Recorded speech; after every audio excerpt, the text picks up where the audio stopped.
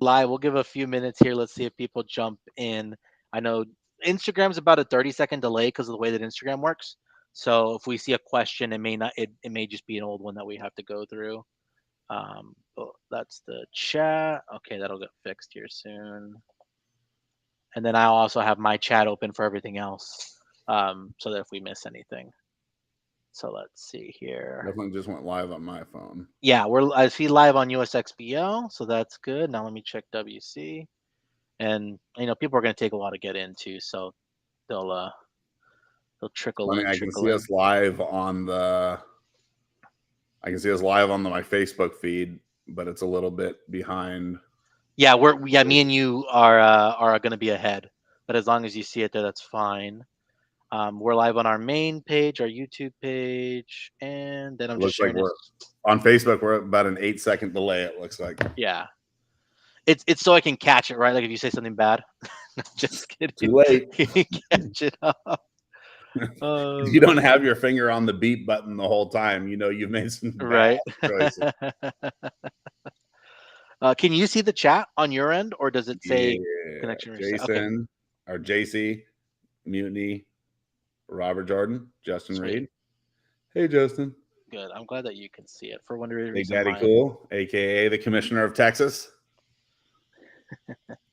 We got to send a Starlink down to Robert so we can get him in on these. Hey, we can. They have the newer ones. It'll work for him.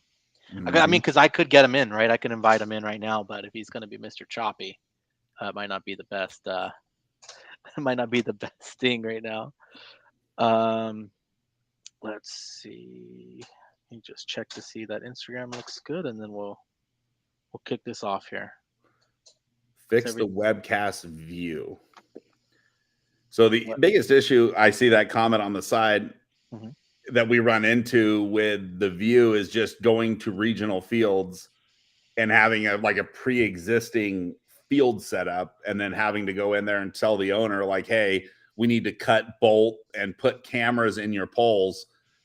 It's a tougher one to do. I know Ryan, just to deal with that, has been testing massive tripods that go up above the net that are steady so we can have a steadier stream and then obviously go back and forth to the drone and stuff like that. Yeah. So I mean, there's 2 points, right? So one of it is picking where we're going to put the cameras correctly for the layout, right? Like we want to make sure we have the layout that nobody sees until exactly Wednesday, even within our circle. Like that's another one with blind layouts, right? Like we've heard in the past that so-and-so and such got the layout, which is just funny because even in years past, like first of all, WCPL, Thomas Taylor does not help anymore on WC layouts because his son plays Division 5.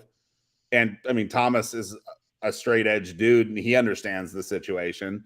And while he does help some on the USXBL layouts, we don't even touch those layouts until the sun has completely gone down in America Sunday night.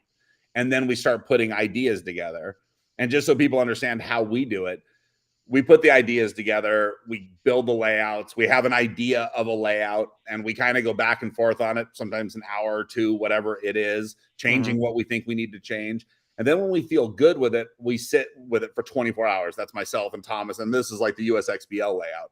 The first one that we had where the snake had a break, the layout we played at the event had a break in the 50 snake. The first one had no break in it. Yeah, correct. And then as we went through it, after 24 hours of sitting on it, it was like, okay, and this is both as a back guy that's used to be a pro player and coach and owner and all that, and as a front guy that's a pro player, is that really what we want? So then we make changes on Monday and there's times on Tuesday we're still making changes. I mean, Robert, our Bobby, Alicia, Juan, and our setup crew usually get the layout Wednesday morning as they're headed to the field to set it up. Like that's how the layout situation goes. So when we go to the camera situation, even in our own organization, Ryan's asking, like we have chats, right? There's a me, Big Trey, and Ryan chat, which is probably the most top secret chat that we have in our It's just group. full of memes. I don't even think we talk business. It's just a bunch of memes. And the star. And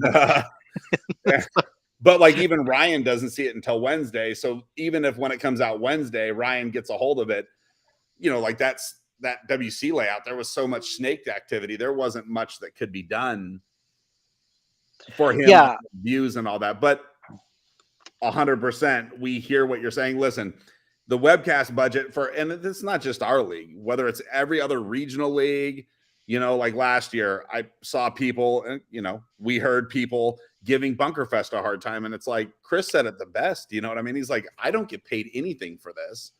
I pay to do this, to highlight what we're doing, and people still aren't happy about it.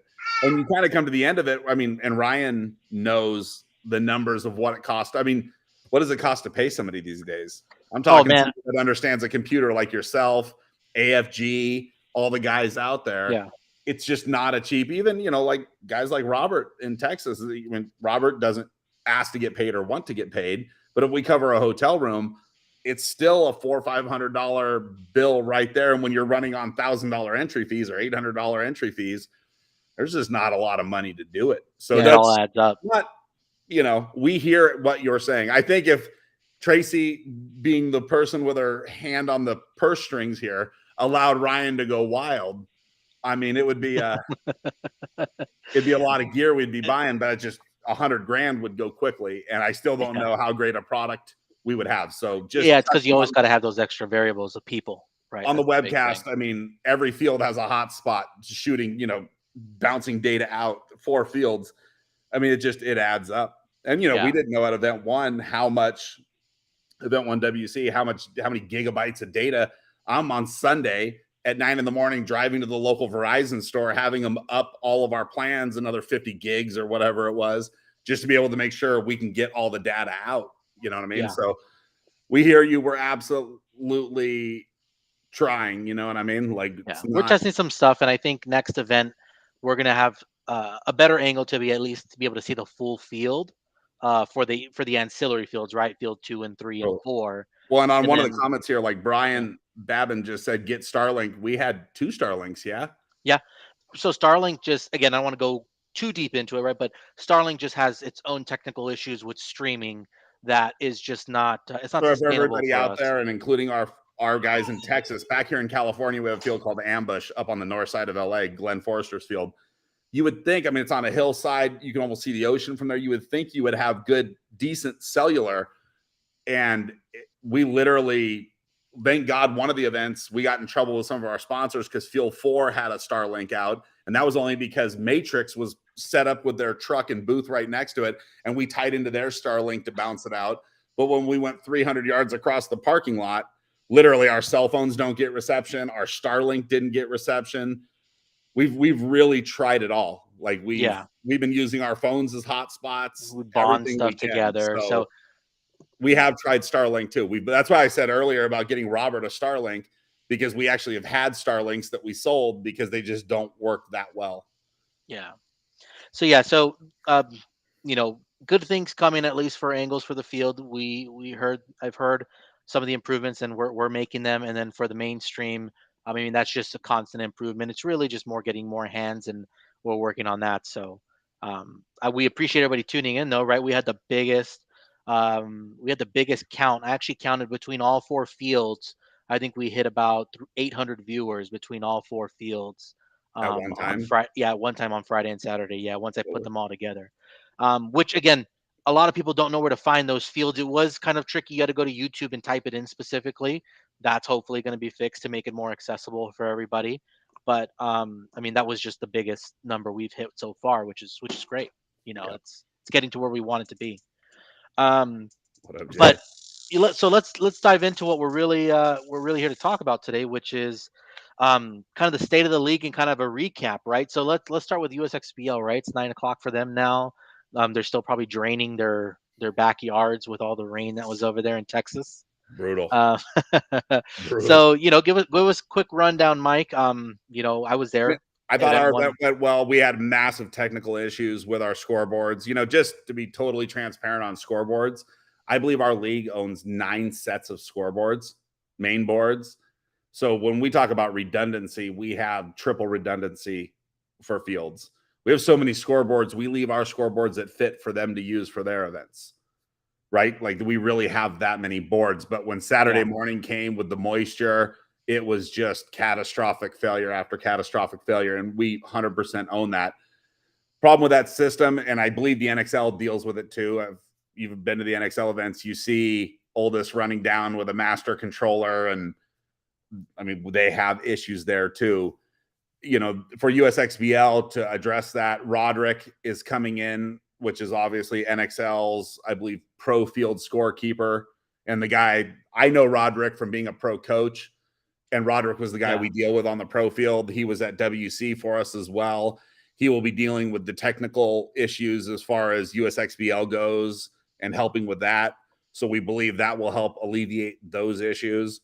Besides that, I mean, I thought it was a good event. It's interesting because, a lot of people in Texas, and I'm totally okay with, if anybody ever wants to just reach directly out to me, please reach out to me.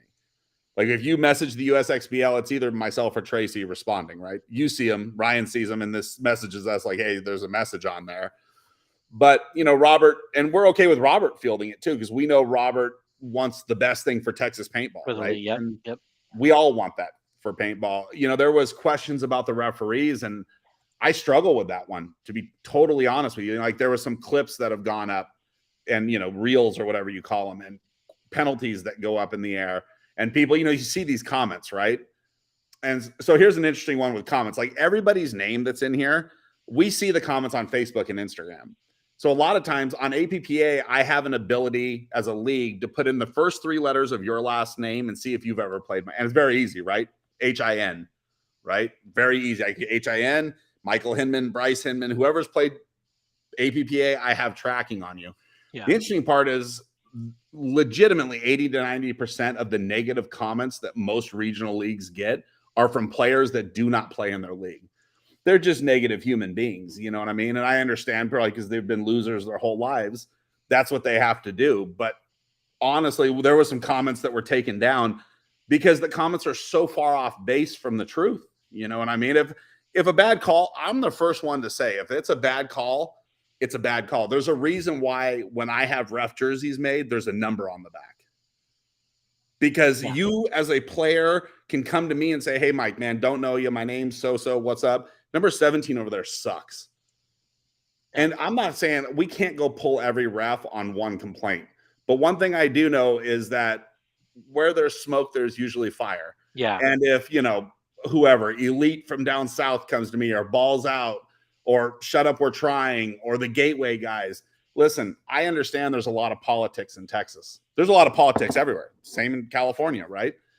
I don't play the politics. I don't owe anybody. I'm not in anybody's back pocket. It's just not worth it to me. So for me, every team, whether you are D5 or D3 or Elite, you all have the same voice to me because I've been in your shoes and I've gotten bad calls. And again, any promoter that says there's not going to be bad calls this weekend is blowing smoke. There will be bad and tough calls. There's a reason we play a race to 4 and a race to 5 and all that. But to be fair, how I see it with the referees, I watch penalties come down, right? And I never in the middle of a game do I jump in the middle of it and say, hey, how Timmy, Bobby, Justin, whoever it is, Justin Reed, Bradford, whoever it is, why did you make that call? I let the point, like you guys should as coaches, be over. And I ask him, hey, man, that guy Polito got shot. You threw a major. What was it? Well, he was hit on his right side. He eliminated this player right here. That's what the referee saw. That's why the penalty came up. Okay. I'm not saying I always agree with it, but there's a reason to why the calls come down. And same with USXBL. I sat up there on Roberts Field. I sat up on Lone Wolf and on the Violence Field asking why penalty, because, you never know a penalty is going to go up until it goes up. And then when it does, you ask afterwards how it happened. And I can honestly say from my point of view, there wasn't one of the penalties that went up where you're like, that's just a bad call, man. You know what I mean? Most of them was like, maybe that was the best perspective and it's the right call to make. Yeah. I mean, I know on WC, which then gets piped over to the USXBL with the whole interweb thing being connected is, we've been putting shots out there of the rule book. Like if you're eliminated and you can see the hit and you ask for a check, it's a penalty. That is the rule book. Now listen, at USXBL and WC, both being separate, we have the ability, if you play in our league, because you are not just, if you're part of the league, you're part of the family, we can take this to a vote. Like Matt from Jackpot didn't like that we didn't play for third and fourth last year. Cool, let's take it to a vote. It's a majority, and it was a heavy majority vote. So then it's very simple, right? Like, we'll change the rule. We have no problem. But I think everybody should understand, you all come into a tournament Saturday morning or Sunday morning, Friday morning if you're at the NXL, and there's an understanding that the rule book is in black and white and it is written in pen and not pencil. We cannot just, because, you're my buddy and, FSU's got 6 teams in here and Mark Franz wants it like this. We can't just do it like that. If it is written in pen, it has to be done that way. And that's just the way it is. And if there's an issue, please come talk to me. The tough one that I run into, and I know every regional league, right? I've heard every regional promoter speak with the same frustration I have, is we all get home and nobody comes and talks to me about it. You know what I mean? And if we're talking about regional paintball, like especially in Texas, it was Bunker Fest last year and people threw stones at Chris. Chris played in my league for a long time. Chris and I, at the end of the day, are still friends. Definitely had some difference of opinions in our friendship. But at least when Chris played in my league and he got a bad call, he would come right to me and say, it's a horrible call. I don't agree with that. You know what I mean? Respectfully, but, he voiced his opinion. A lot of the opinions that Robert ends up getting are people that never come talk to me at the event.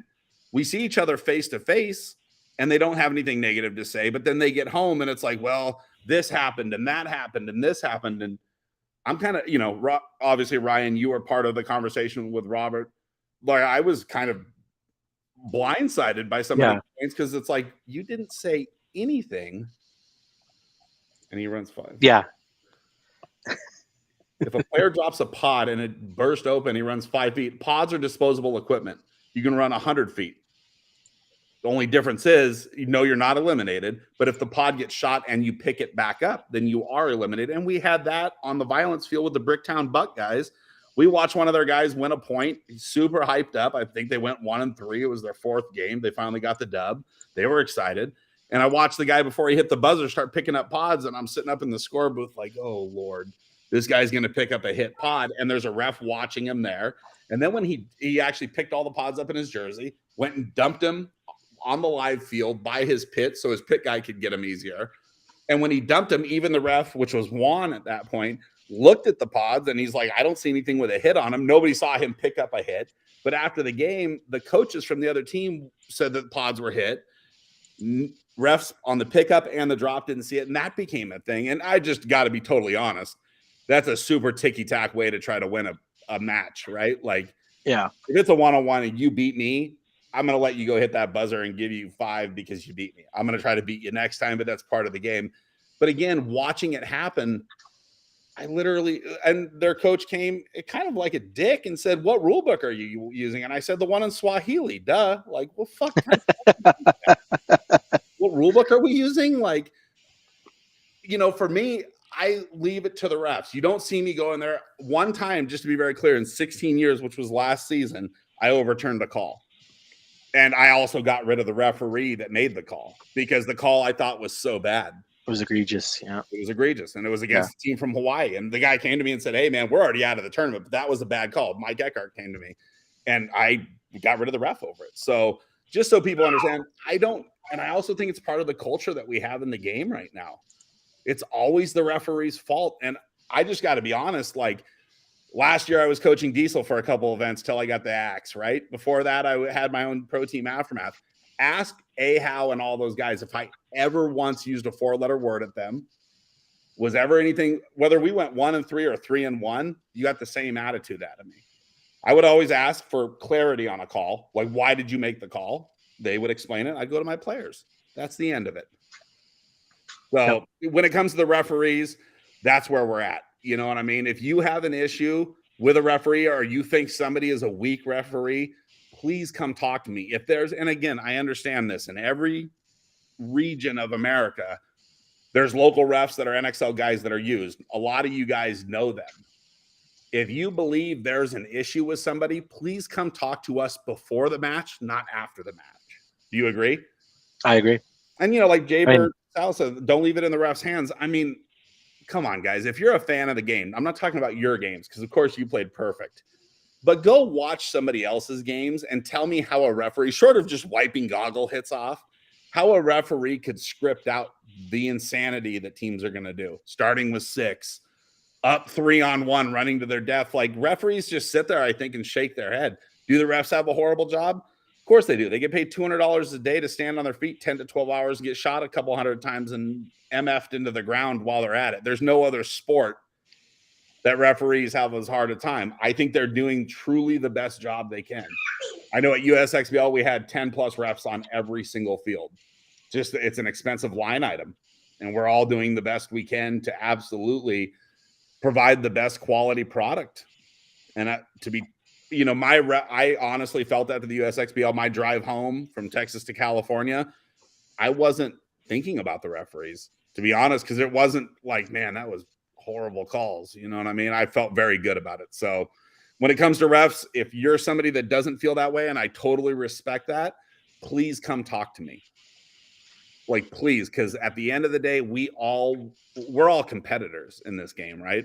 As much as we're friends off the field, when we go through that net and the 90 degrees turns and we're looking end zone to end zone, we want it to be fair. If we were out in a bowling league, we would want it to be fair, right? You stepped over the line, whatever it is, we want it to be fair.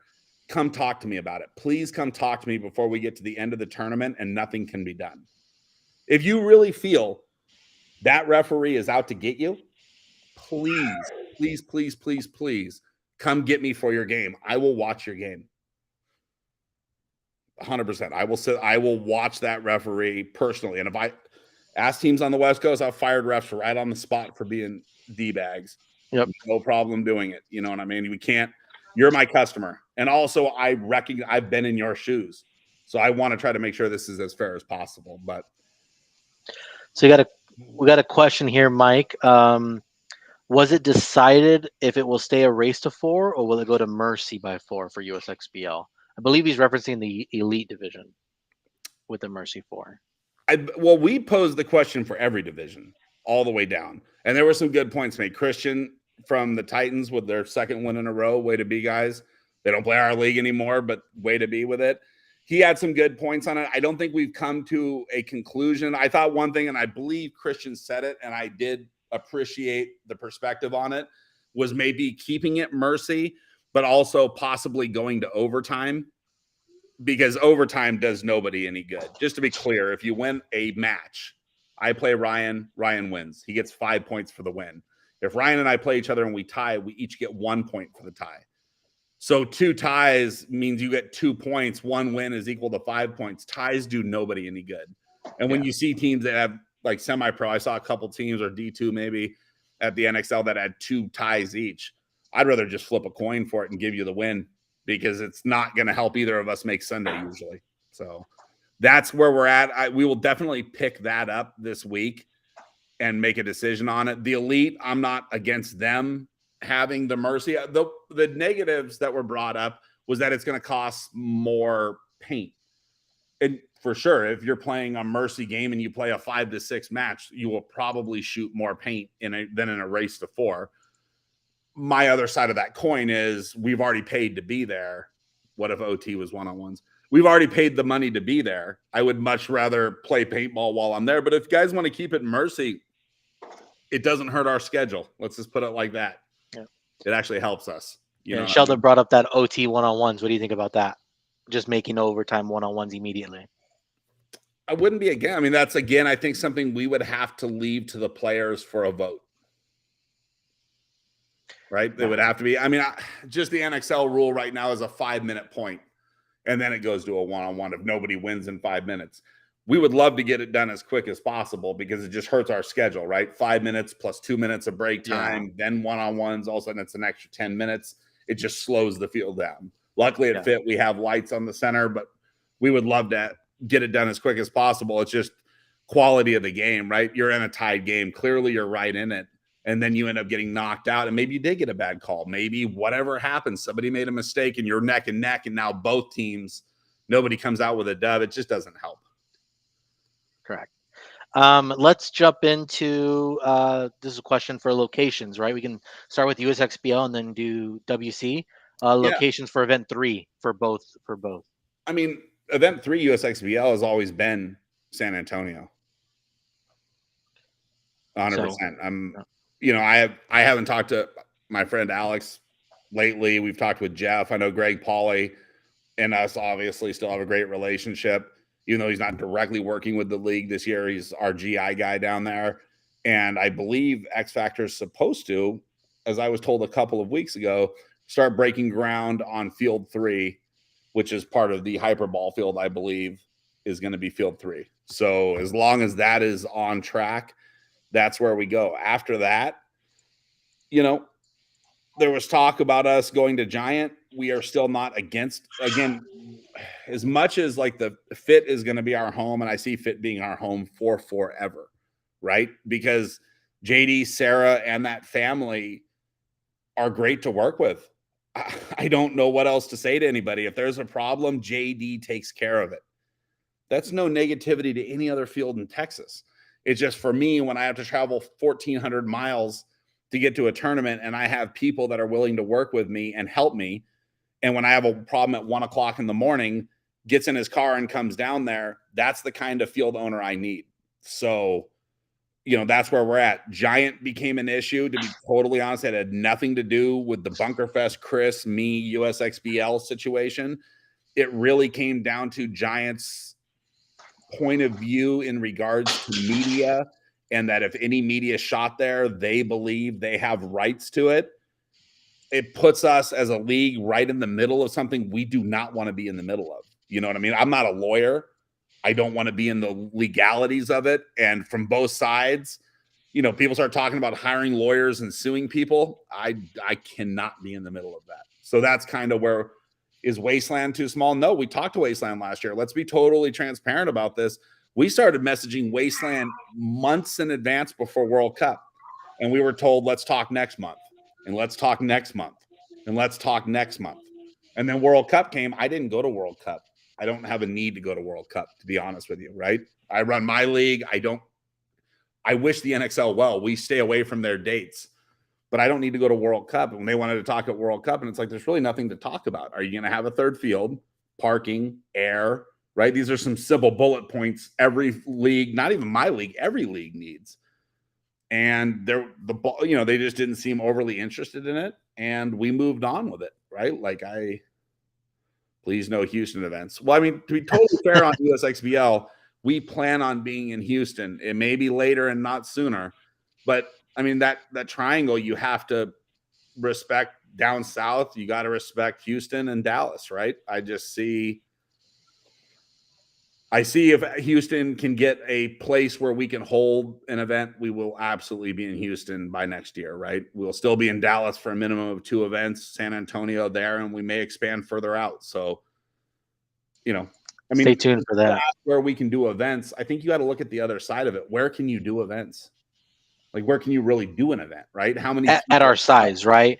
Because we could run a D3 a D4 D5 event at some local field that's got 1 or 2 fields, but that's not what we're about, right? Like, we're truly trying to grow paintball, and we have the amount of teams that we have, and the growth is going. You don't want to kind of go back on it. Again, like, there's a point in here, and we obviously have to keep this thing moving forward to not just blow the whole night. But a pod got hit, the player got called. I mean, there's a lot of perspective in there, right? Like, if you get hit in the pod and drop it and you're holding it and there's a hit on it, it's a gross major. To say that, it was done because you were throwing it and it got hit after you threw it,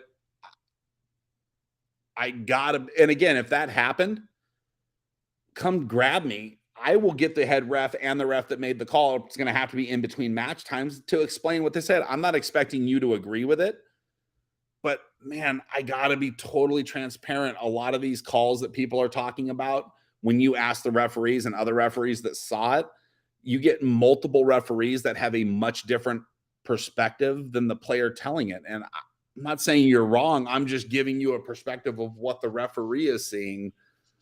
And I mean, unless we have concrete evidence that did not happen, I can't just go overturn a call. You know what I mean? And if I could jump in too, Mike, I think the other thing too that happens a lot in our league, why refereeing gets so controversial, is we have people that are filming, right? So they're filming very tight angles from weird angles that refs aren't standing at, right? Because we're always trying to get it away from the refs as videographers. So you're seeing, cameras that are slowed down to like 120 frames a second, super slow mo.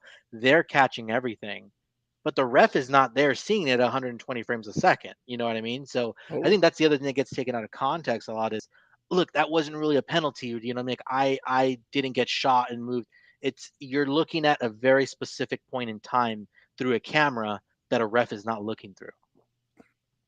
Totally. I mean, and we go back and watch video footage. We have a ref group for USXBL and WCPL, more of a message board like, hey, if you want to work the event, let us know. If you're a ref, we put you in there. But there's also video that we see and we put it back in there in training purposes, right?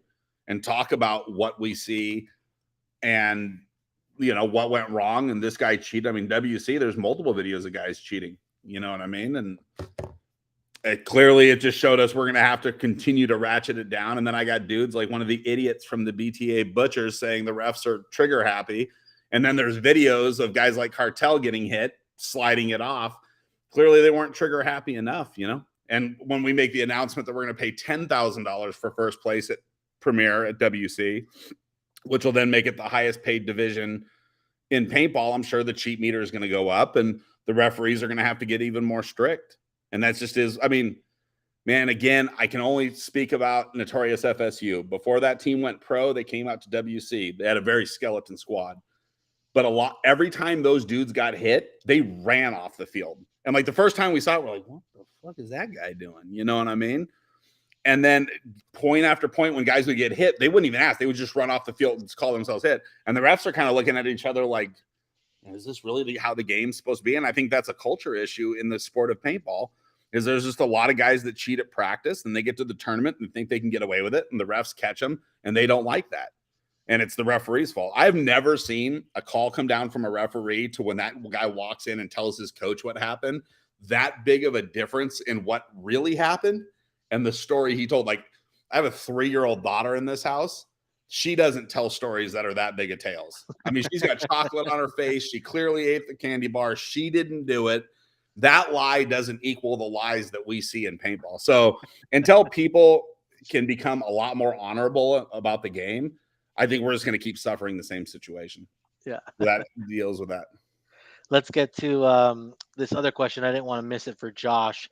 He said if there still are any plans for future of bringing USXBL and WCPPL together, like a Las Vegas event or something like that. Yeah, I mean, it would be great to, right? The biggest issue I think we run into with that is just one, Vegas. Craig Ranch is 27,000, whether it's WC USXBL, whether it's NXL, whether it's MVPS, MSXL, Bunker, anybody who does it, Craig Ranch is an expensive venue. It's also an expensive venue for a piece of grass that is more dead than any grass I've ever seen. I just don't see the value in that. You know what I mean?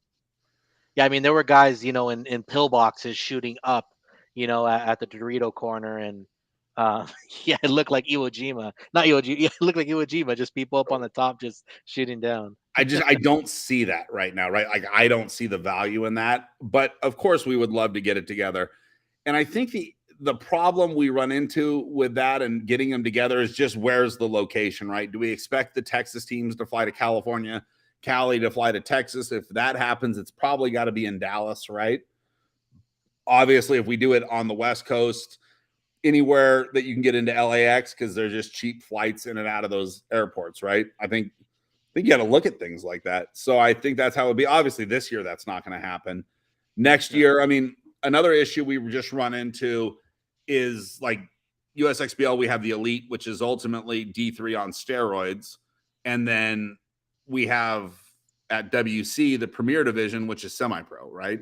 And there is such a difference between those two divisions. So I still think Texas is probably a couple years behind. I mean, we have 20 premier teams, 20 semi-pro teams playing in a month at WC. Chris did a great job with it, right? He offered a ton of money there and couldn't get the teams. I think a lot, Shut Up, We're Trying, Texas Demolition, a lot of your top-level Texas teams are semi-pro and they're committed to the NXL, and we don't want to take those teams away. Same with like the Premier Division at WC. Our goal of that is high quality reps at low price, right? Like we want to have the cheapest per point per rep, however you want to call it, so teams can afford to do it. And if teams graduate and move up and play NXL, we welcome it. So that's where we're at with that. As far as the weather in Texas, I mean, I know Tom catches hand grenades, man. You know, people ask me how would I have handled it. Well, let me just put it like this: if I was in Tom Cole's shoes, I would take them off because, like, I wouldn't want that job. I mean, I can tell you this: Tom's a smart dude, and Tom and I have had talks, and we still have talks. And when I hear Tom speak of things, there's never been a time Tom's talked about something where I've been like, he didn't think that one through.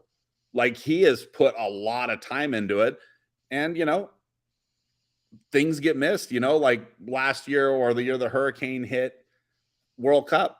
There hadn't been a hurricane in November in many years, you know what I mean? And then one spins off late, F's up their event, and Tom's got to do the best he can, and he does do the best he can. No matter who it is, you know, like people think like down with the NXL, which again, I've always been against the addition by subtraction mindset. Like, I would never want to be that guy. I would never want to be number one because you have nowhere to go but down, and people are just going to throw stones at it. So I think Tom's doing the best he can. Let me ask you the other side of that. Would you guys be okay if Tom Cole got a field in Texas, like Fit or whoever it is, Geo's Field or whoever it is, to put in 6 or 7 turf fields and then go hold an NXL event for $2,800 or $2,700 entry fee at one of those fields that are on turf with 6 inches of crushed base under it, so when the water hits it, it can quickly move out and we can still play through it? Because if you guys are okay with that, please tell Tom. I'm sure Tom would much rather spend his money building out facilities that in 3 years will be paid for, and he doesn't have to pay all the money and deal with what they're dealing with. Semi trucks, all that. Yeah, I mean, and you know, people said like go to Phoenix. So what's he going to do? One in Vegas and one down in Phoenix? You talk about California.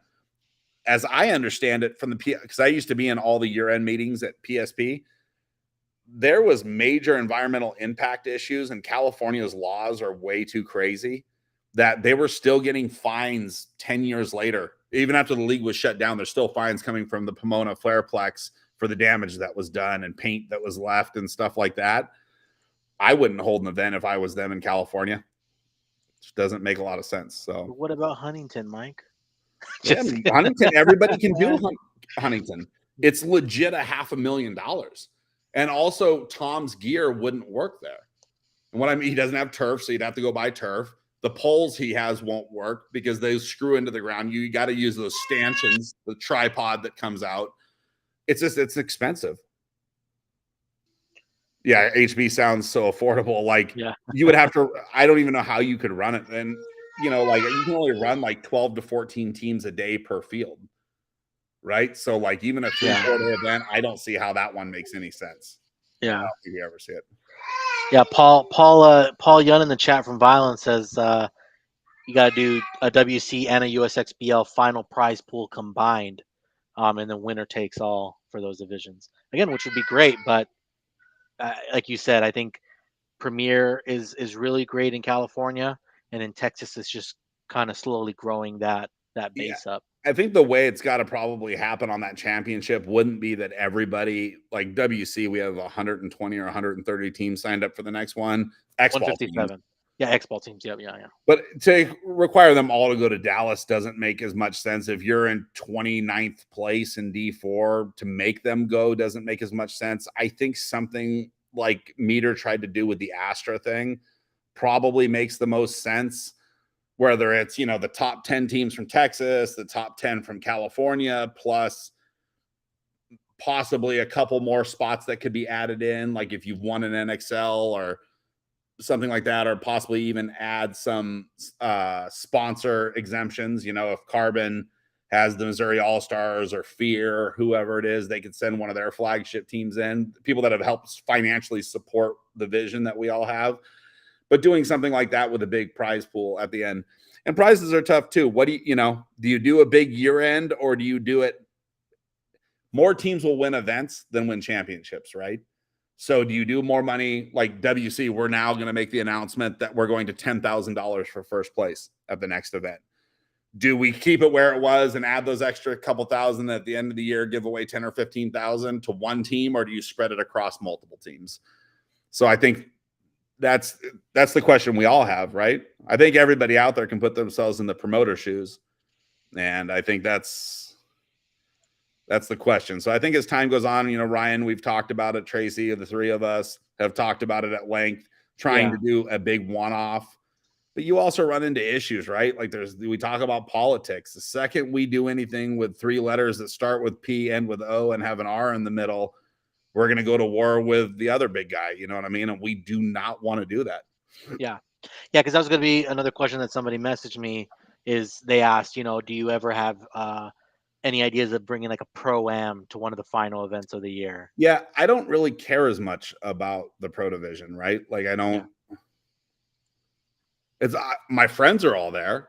I love those guys, and it would be cool to see it. It's just at the end of the day, I'm focused on the people that make this thing go round. You know what I mean? And it's always been the divisional players and giving them the best event weekend. So the here and the now, I mean, and the truth is, man, those top 5, 6, 7, 8 teams in the pro division are going to wallop you guys. And maybe some teams want to get beat up by those guys. But after the first time or two, it's going to get real old real quick when Dynasty runs through you, or Fit runs through you, or whoever it is runs through you. So for me, it's, man, we know it's a pyramid in paintball. And there's so much focus on that little top of the pyramid, the star on top of the tree. I'm worried about them bottom layers, Chris from APPA said a number that people that play the first season of paintball, over 50% of them don't play the second season, right? So as much as we want to get corny and use words like grow paintball, like how about we retain paintball? Yeah, retain. Because that seems to make that a shirt, truth, right? Like that is what we have to do. And another number is the D6 3-man thing, right? Like lowest number that they've seen, and MSXL was the first one. You got to give Aaron Bennington credit for it. He was the first one that started doing it. The least amount of players he saw become D5 X-Ball players next season was still over 50%. Right? So if we want to talk about how we're going to grow this industry, very simple. You do D6 3-man for free. That's how you have to do it, right? Get guys in, get them part of this, get them bumping shoulders with all of you guys that are out there. Yeah. Let them feel like they're part of it, right? And then watch when 60 or 70% of those 3-man teams become X-Ball teams the next year. And, like in Texas, I think, Shut Up has done a great job. Everybody has. Let's not exclude anybody. Team like Gateway, right? John over there that used to be a WC guy and now is a Texas guy running Gateway. He's bringing new people in the door. So I think that absolutely has to be the number one priority. And I don't see how anybody's not just smashing the red button on the table, stopping the all stop button, focusing on that. You know what I mean? Yeah. Well, and on the retained paintball thing, I'm 16 years, man. I've seen dudes that were here 15, 16 years ago take 10, 12 years off, and now they come up, they're like, hey, man, you remember me? And I'm like, I recognize your face. I just don't remember your name. You know what I mean? Well, it's been 16 years, and now I'm back. You know what I mean? People love paintball. We all love paintball. As much as we get frustrated with paintball, we all come back to it, right? Nobody leaves for forever. But how do we make this game where people aren't getting so frustrated, Yeah. Yeah, and Thomas kind of harked back to that again, not to get back off topic, but Thomas said bring top 4 teams from each regional series to battle it out at the end. Yeah, he said bring in again, MSXL, I think NXL should be doing that, right? I think everybody should be going to World Cup at NXL. So for us right now, it's more with the Texas and the Cali thing. There will be something next year, I believe. I just exactly what it looks like. I think, Ryan, did I message you a night or two ago with an idea that was completely out of left field? Man. I mean, you can bring it up, but it was insane. It was cool. Sounds really cool. I know, I think Thomas Taylor would love to bring his points back to come do it, right? Like he wish he could drop his APPA and come back and do it. I had a pro player that I helped build that plays on a team that did really bad, and he sent me a message and he goes, well, if we keep doing as bad as we're doing, I'll be able to play WC again soon. So I coached him last year too. It was kind of a funny message that I randomly got. But yeah, I mean, I think, and we're stoked, right? Like Pole position came out to the last one. I believe the Academy D3 line is coming in for this next one. There are some West Coast teams that want to come play. And, I think it's how we all handle ourselves, right? Like Texas is Texas, right? Like, come take it. Like, these are men with pride. But, everybody's cool about it. The pole position guys are like, man, everybody was cool to us. I think there's a difference, right? Like, I'm a Chargers fan. You can be a Raiders fan. I don't have to be like this to your team, right? I can say go Chargers and you can say go Raiders, and we can have a mutual. My girlfriend, like Tracy, loves the Raiders. I don't know why anybody would like them, but I'm not going to say fuck the Raiders. I'm just going to say go Chargers, right? And I think in paintball, as long as we can keep it somewhat classy and just not be dirtbags about it, we can start opening those doors up where people want to go to other regions and they're welcomed in other regions. And, maybe Texas is the greatest region, right? Like, let's get everybody out there and let's see if it really happens. Yeah. So, looking. How do I feel about the APPA point system where D5 to D4 is only 100 points? Most players in D5 that do horrible still get promoted up that aren't ready. Should we bump that to 150 if possible? Well, Josh, the problem you run into with that, how about this, Josh? If we were to move the D5 threshold up from 100 or whatever it is now to 150, would you be okay if we removed all cash prizes out of D5 and just gave paint and entries away? Because a couple seasons ago, you may have heard there was a team that purposely scumbagged out on it and made new APPA profiles and sandbagged the whole season. And when I confronted the owner about it, one-on-one at the second event of the year in Phoenix, I said, hey, man, Division 5, that's a little tough. It's like teams like the Titan guys, right? Imagine if they were trying to go do D5. And I'm like, Christian, fucking D5, man. And, the guy said to me, hey, bro, a win's a win. And I said, not in D5, it's not, right? And this team did that. But the problem is if you put so much money down low, right, you are practically paying people to sandbag that division. So while I have no issue moving some points, but then, so are we now saying Division 5 becomes a 2-year process? And if we do that, realize there's going to be first-year teams coming into Division 5 that are just going to get beat up. And again, let's remember the number I gave you. Half of the people that play their first season of X-Ball don't play the second season of X-Ball. So if we do that, you now realize there's probably going to be a lot of teams when the year 1 low-end teams have to play the year 2 D5 teams that are probably going to get 0-4 or 1-3. Watch whether it's USXBL or NXL teams that consistently go 0-4. Show me how many of those teams play all the events, 4 or 5 events in a season. They don't. They just drop out and stop playing paintball.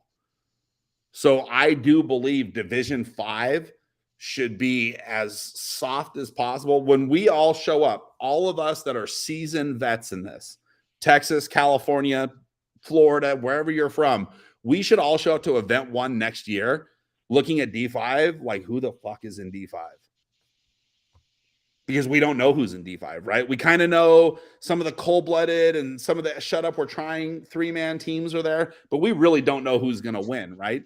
That's what we should be seeing. Because if we know, oh man, the shut up, we're trying D5 team gets their second year in D5, I just don't see how that helps grow paintball and then retain paintball for sure. Again, I think you have to kind of look at it from the macro and realize that D5 is going to be a 1 year, you're in, you're out, and now you're up to D4. And D4 is going to be a large division, right? And if you don't want to graduate up from D4 because you're not good enough, that's great. Don't, like, no matter where we set these bars short, there's going to be a division at some point where a lot of teams are going to stack up, and that's okay that it happens in Division 4. Right. And then if you really want to be good, then you go up to Division 3, right? That's where it really starts getting more money and more talent and higher level and technical games. But I just think if we allow, I saw a D5 team that went to play 5-man in Texas from California, and there's 3 dudes on that team that I can name that have guaranteed played for 10 years. I just don't see how that helps paintball. Yeah. I don't, man. I don't think that's good. I don't think that's good for the game. That year that team cheated, nobody's going to talk about all the other good games that were had that year. They're only going to point their finger at the cheating. Yep.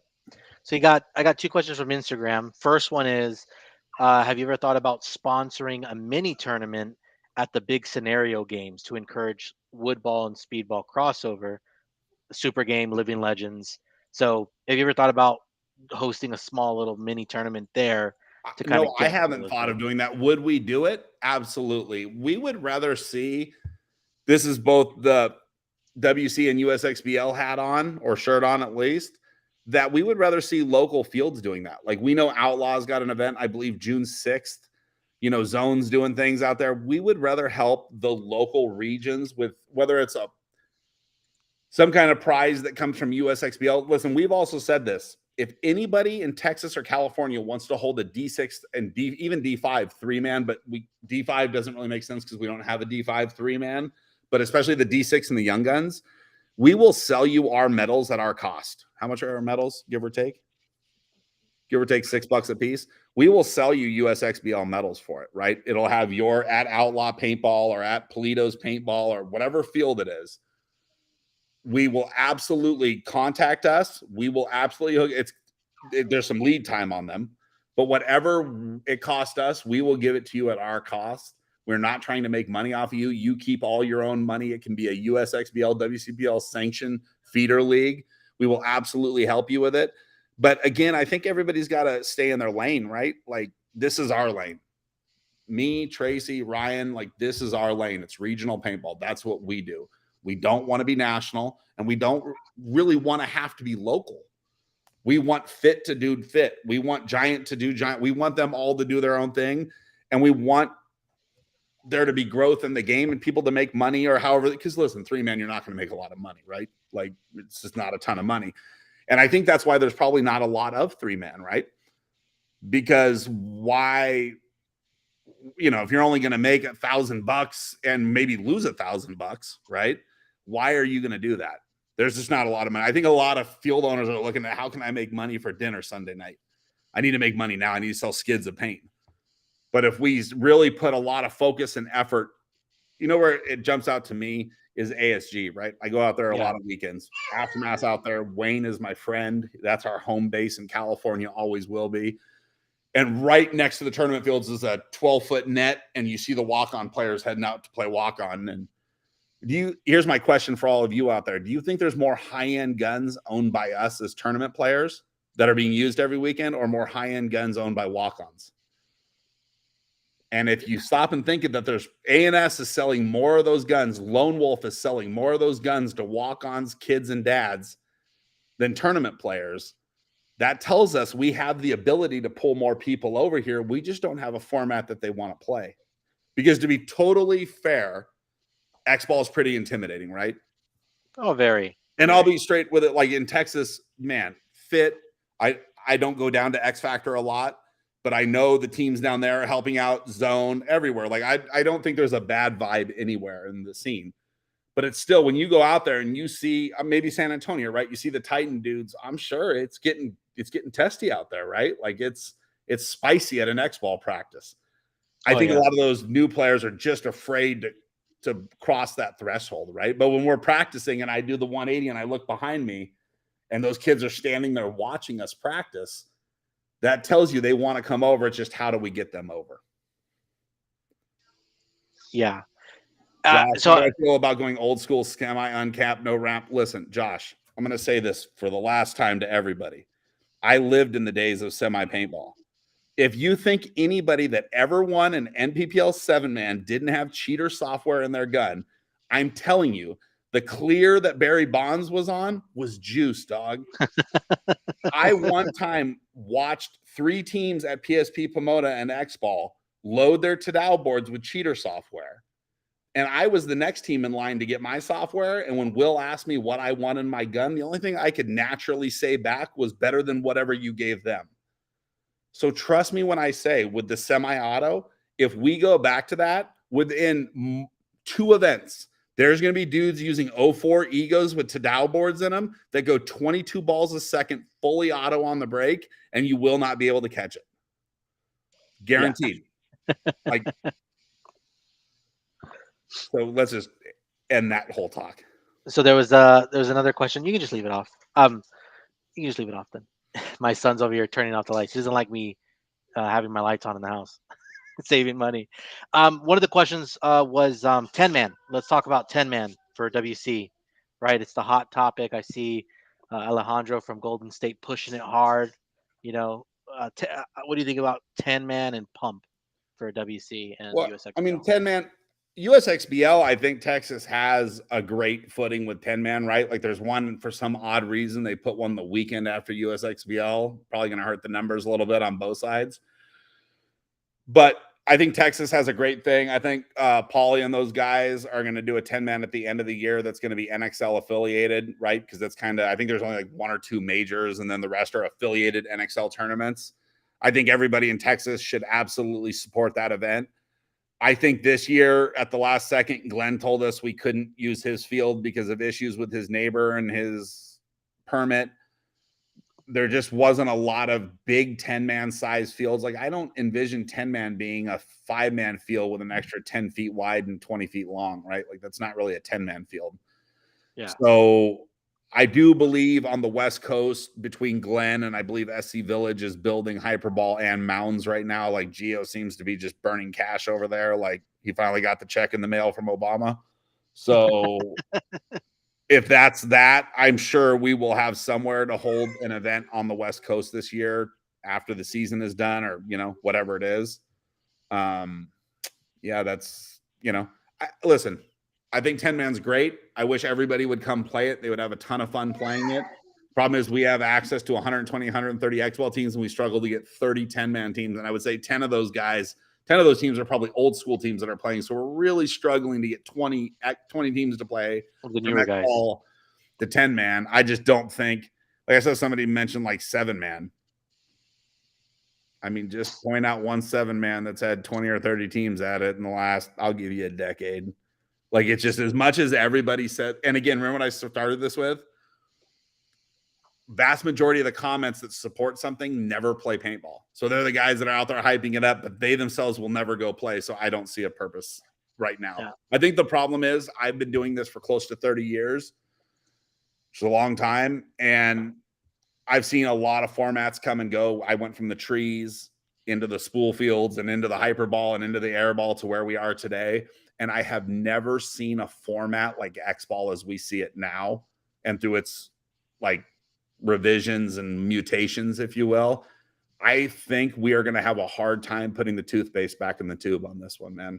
I don't see right now, and I'm not saying it can't be done, but I don't see how we're going to get away from this. I think Tim Montresor, rest in peace, and our sport became definitely a notch less when we lost Tim. What he did and how hard he worked to build 10-man as like he did, and there was also guys at Lux that were helping him do it, but that was a unique situation, man. Tim was on the phone with people. I mean, he made that happen in 2-3 years, right? So that was a special thing. I think once Tim passed, a lot of people wanted to keep that ball rolling, but I haven't seen anybody really do it well yet. I know the NXL doesn't make a bunch of money at those events. They're a tough one. So yes, the West Coast will have it. I do believe Texas has it in the plans to have it. If they don't, obviously we will get involved with it. But again, that's not really my place, right? I don't jack of all trades, master of none, right? That's not what I want to be. I want to stick to what we do. We got somebody yeah, we got somebody asking about will we ever get away from blind layouts? And I think, I mean, that's a flat answer. That's no, we'll always do blind that's layouts. A crazy one, right? Real quick, too, right? Like when we put that to a vote on the West Coast years ago, I really thought it was going to be 55%, 45%, one way or the other. Like it was going to be a close vote. It was 90% blind layout. And, you know, it's important I point this out. That shows me that my, you know, pointer was off on the game. What I thought people would want, they did. And we brought it up a year or two ago again, if we wanted to rethink it. And no, people don't want to rethink it. And I think the logic to it is quite simple. One, when we went away from coaching on the sidelines, we had a lot of really dumb paintball players, right? Because there was guys like myself that were in their year, up, down, left, right, shoot, go, right? And then once we got rid of that, we had a lot of young players that really didn't understand how to play paintball. So when we went to the blind layout after a couple seasons of it, now these D4, D5, D3, all the way up, you got to be able to walk a field and kind of understand this is where 5 guys can get to stay alive. This is what we do to put it together. And by the time we get to Sunday afternoon or Saturday afternoon, depending when your finals is, that game has evolved. The next part of it is fields don't stay as busy. And we have a blind layout at USXBL. I would bet Fit, X Factor, and all them are going to be busy the weekend before. Yep. Be practicing. And because also, they need to practice everything. Fields to put layouts up that are fun layouts, right? Like if you just have the same reheated layout 6 weekends in a row, people are going to get tired of it. That's why golf courses change where the putting green pin is, right? Where the hole is. They move it around all the time. Yeah. I mean, I'm not telling people how to do their business. I'm just saying, if you come up with a really cool layout and you're like, this is what we're putting up this weekend at whatever your local field is, there's hype to that. If people just want to say, hey, we have the same layout for 6 weekends, why aren't anybody showing up? Because they're tired of playing the same thing. Make it fun for them. Yeah. I think to kind of just harp on Juan's question is, he says it's cool, but he thinks it's not fair that teams that have to travel don't get to see the layout as quickly as local teams in terms of having time to walk. But I mean, we released the layout is walkable the day before the event, and it's usually only about walkable for about 4 or 5 hours, right? We don't really, they're not there at 6 I mean, I can tell you WC and USXBL, there wasn't people there Wednesday walking the fields. Yeah. USXBL is a Saturday, Sunday event, so there wasn't people there Thursday at all. Friday. Mm-hmm. They had night ball Wednesday. So to help that situation out, because of course everybody thinks fit teams get an advantage, which is the absolute loserest thing I've ever heard. We went out, field 1 and 3 were set up. The center field hadn't been touched. We took all the plugs out of every bunker. So if you could walk that field and figure out what was what, which again, JD and them put up caution tape, couldn't walk through it. And even if you sat back and tried to look at it, every bunker was flat on the ground. And it was nighttime. We did the best we absolutely could there. We didn't set the center field up. And then WC, we had a huge issue with that. SC Village set the layup out. Teams were going to get to practice it. And that's a rule we have. And I said, you're welcome to practice it. It just, you'll be disqualified on Saturday and we'll move on with it. And I started getting flamed from the son of the owner of it, which is funny because we used to be friends. And he started literally MFing me on the phone and I just slid it, deleted it, blocked it. And I guess I'm not part of the Jackson Club anymore. Justin says he wants to watch you play a round of golf, Mike. So might have to take the drone out and some cameras and watch you play golf one of these days. I definitely, if I didn't play paintball, I would have played golf. I don't say that all the time. I'd probably have a lot of broken clubs, or I would just be completely at peace with the world. One question from Instagram was, what about true semi-pro? I don't know if that makes any sense to you. What would that look like? Us allowing one more pro player to come over? I mean, I'm sure that's something we can put to a vote, because in semi-pro right now, I don't have the rule book in front of me, but I believe you're allowed 2 pro players. Right now, we only allow 1, and it's 8,000 and under. The reason we came to that number is on the West Coast, we started looking at Dynasty, Impact, right? Mouse, guys like that, guys, Kyle Spick, all those guys.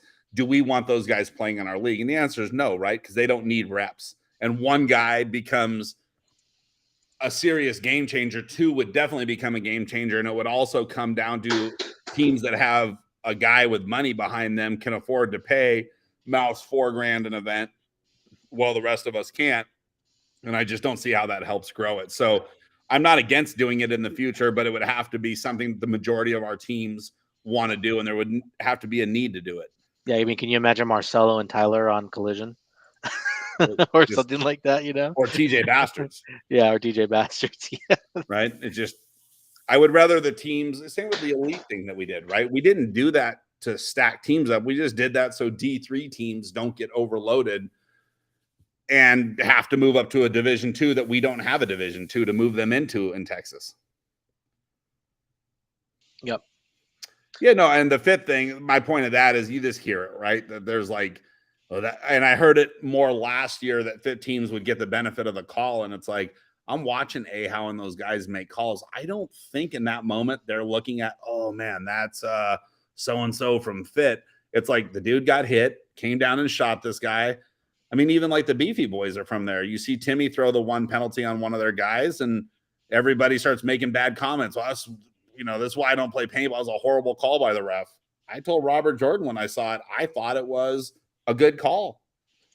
I'm just not going to let comments sit on there that, like, if we're talking about something that's actually happening, let's talk about it. We can have a difference of opinion. I respect that. But when you're talking about, like, that was a bad call, if you had another eye, you'd be a Cyclops. Next. Dumb. We got a question here. Any thoughts around USXBL event merch? I mean, I know I've brought up merch a lot. I think it's just getting something. Yeah, just send good to Tracy a post, right? message. She gets these shirts made custom for you Yeah. at the mall down the street from my house. Shoot I us mean, some tell high us. news.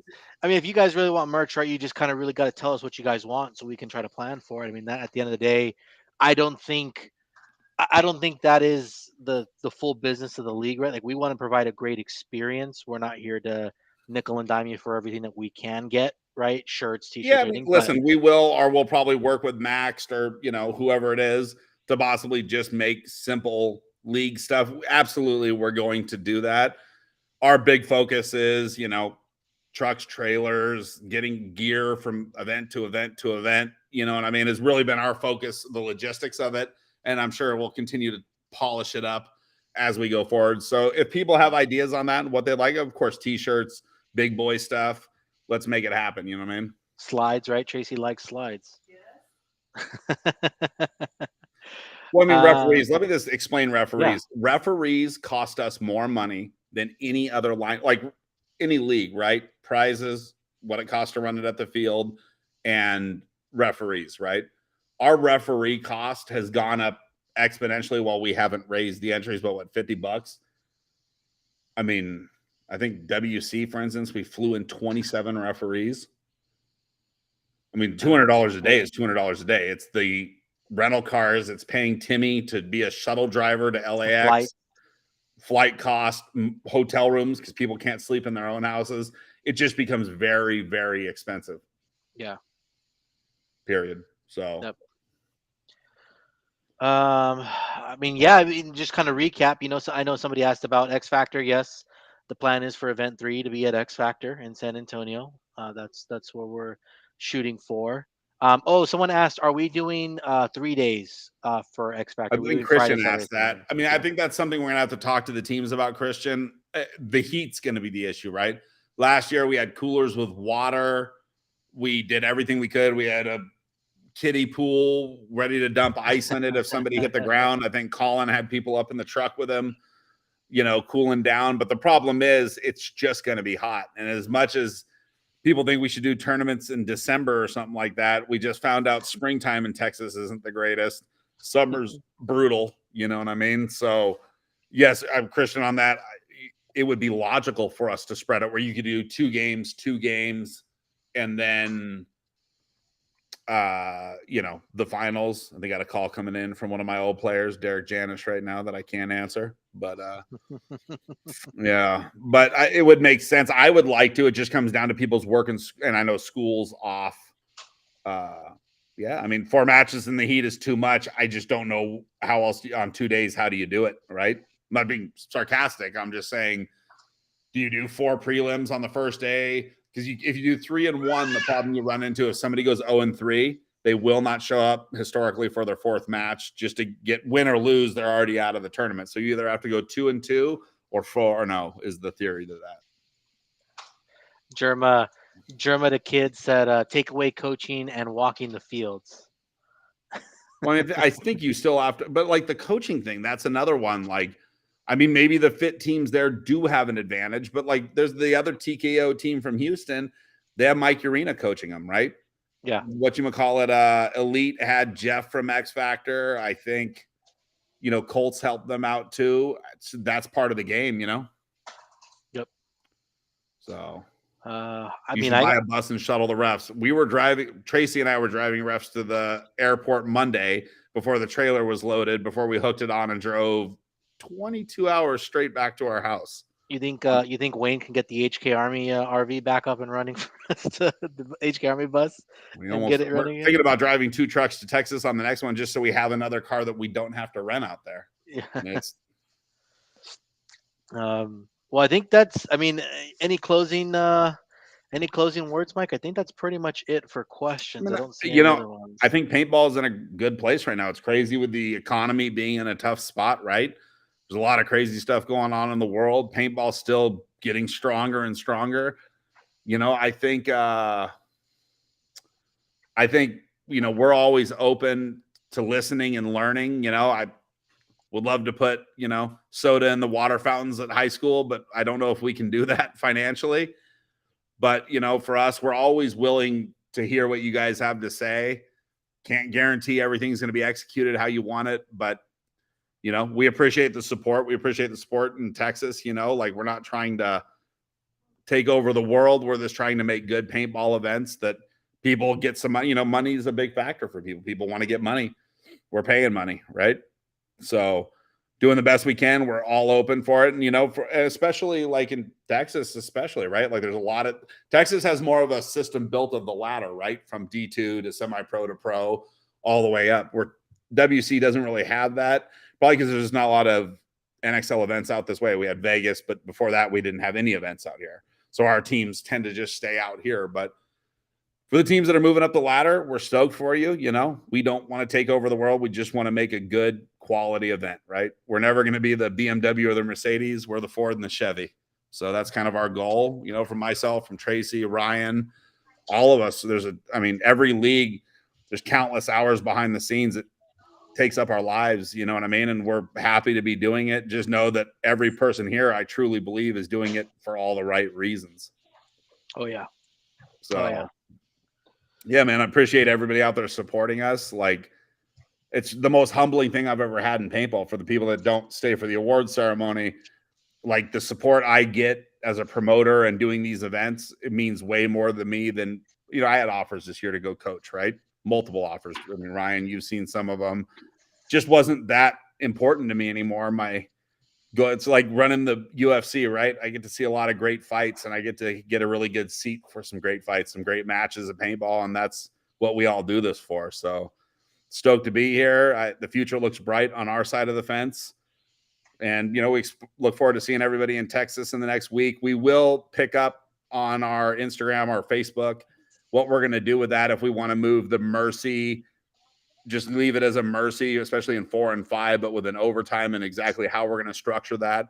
I'm just a big guy on, like, if we're going to do something, it needs to be said before we start the tournament, and then it's got to be executed all the way through, right? And it has to be like a law in our society. It's got to be something that's enforceable and sensible, both sides, right? So if that's what we're going to do, we will pick that back up and get it going. And then on WC, like I said, 10 bands, I was talking with some of the coaches, our, captains of our premier teams. I was talking to old J-Mac from what is they call Grind City, aka Mutiny, just getting perspective. So premier teams, I'm always here to hear it from you, but we're going to go to 10 grand at the next event for first place. So hopefully we can get it spicier and spicier. I'm sure the cheat meter is just going to go up with that, but it is what it is, right? So any words for the media guys? I appreciate it, man. If we want to touch on that really quickly, it's been contentious with me and some of the media guys, not all of them.